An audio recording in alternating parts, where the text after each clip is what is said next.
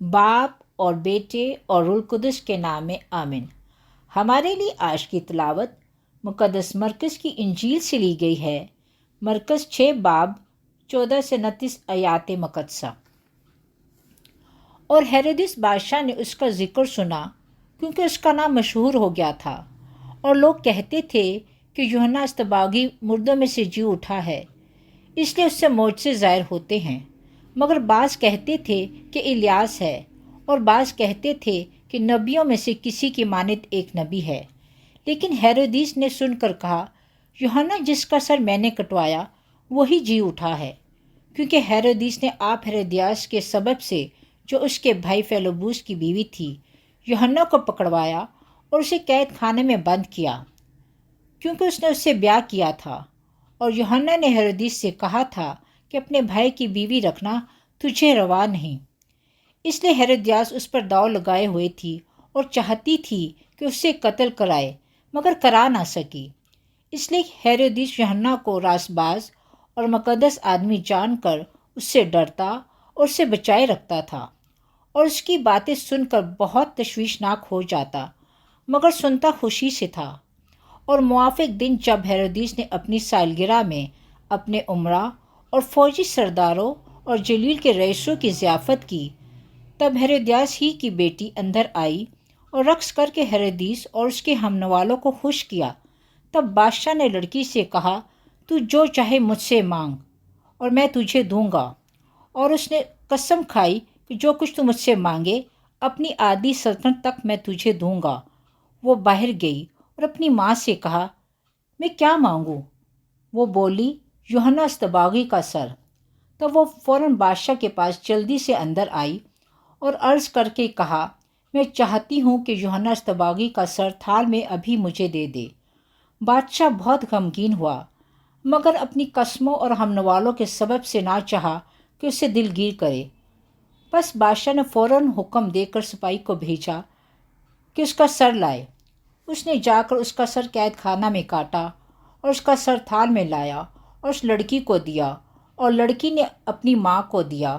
اور اس کے شاگرد یہ سن کر آئے اور اس کی لاش اٹھا کر قبر میں رکھی۔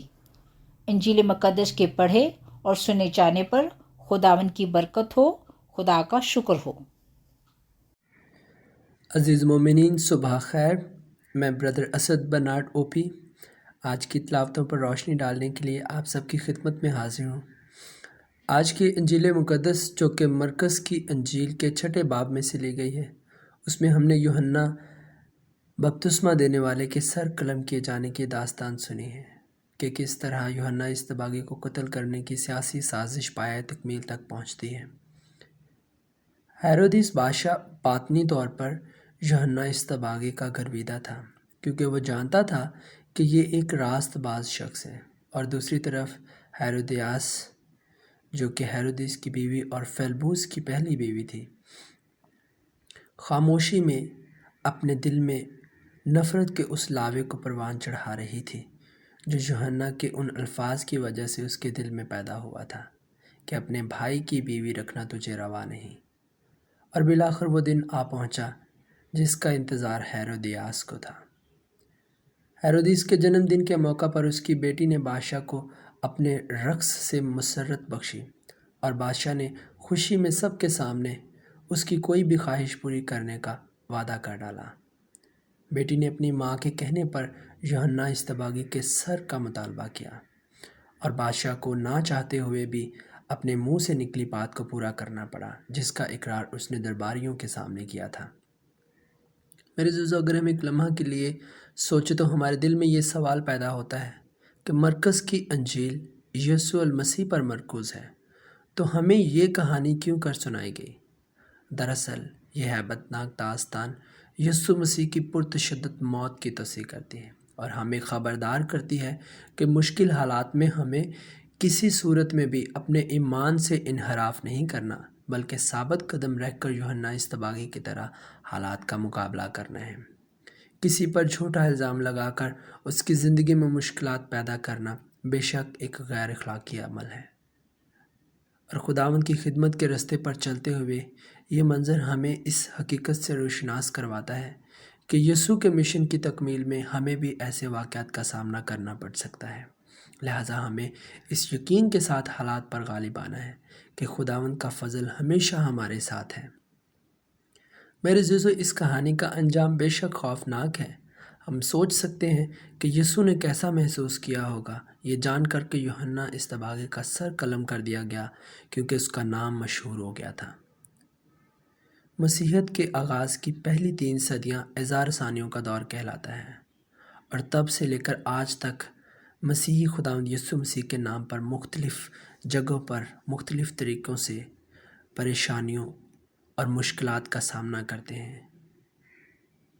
المختصر عبرانیوں کے نام خط کا مصنف ہمیں مختلف زندگی بخش ہدایات کے ساتھ اس بات کی یقین دہانی کرواتا ہے کہ خداوند اپنے وعدے کے مطابق ہمیں ہرگز نہ چھوڑے گا اور ہمیں ہرگز ترک نہ کرے گا۔ ہمیں ہمیشہ خداوند یسوع مسیح کے ان الفاظ کو اپنے دل میں یاد رکھنا ہے کہ لوگ تمہیں میرے نام کے سبب سے ستائیں گے۔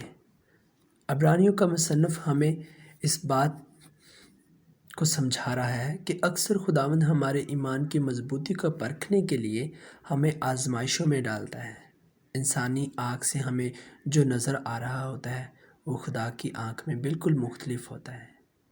جن لوگوں کو ہم حقیر جان کر دھتکارتے ہیں وہ خداوند کی نظر میں پسندیدہ ہوتے ہیں۔ میرے عزیزو، دوسروں کی پریشانیوں اور دکھوں میں ان کا شامل حال رہنا ہمیں ہمیشہ رہنا چاہیے، اور ایسے احساس کی کیفیت اسی وقت ہمارے اندر جنم لیتی ہے جب ہم خود کو دوسروں کی جگہ پر رکھ کر سوچتے ہیں۔ خود کو دوسروں کی جگہ پر رکھ کر جب ہم اس بات کو محسوس کرتے ہیں کہ وہ دکھ اور پریشانی میں ہے تو ہمیں ان کے لیے زیادہ احساس پیدا ہوتا ہے، ہم ان کی زیادہ مدد کرتے ہیں۔ اور میرے عزیزو، دکھ اور پریشانیاں انسانی زندگی میں آتی رہتی ہیں، لیکن اکثر ہم آسائشوں بھری زندگی گزارنے کے لیے مثبت راستے کو چھوڑ کر حسد، لالچ، خود غرضی اور دولت کو اپنا دوست بنا لیتے ہیں، جن کا اختتام ہمیشہ برا ہوتا ہے۔ ہمیں ہر حال میں خداوند پر قناعت کرنی ہے، کیونکہ ہمارا خداوند ہم سے یہ وعدہ کرتا ہے کہ میں تمہیں ہرگز نہ چھوڑوں گا اور تمہیں ہرگز نہ ترک کروں گا، کیونکہ ہمارا یسوع مسیح کل اور آج ابد تک یکساں ہے۔